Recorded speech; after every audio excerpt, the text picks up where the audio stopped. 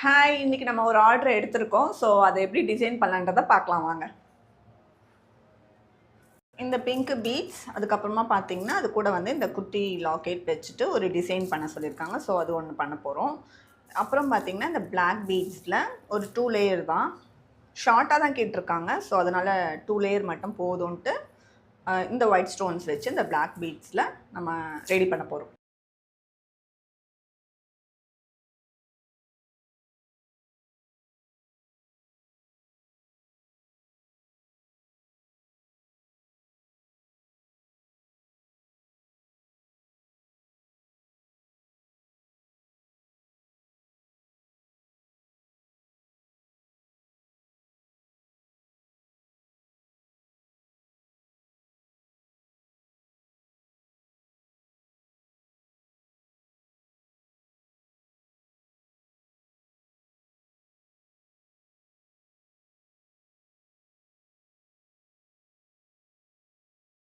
பாருங்கள், அழகாக ரெடி பண்ணிட்டேன்.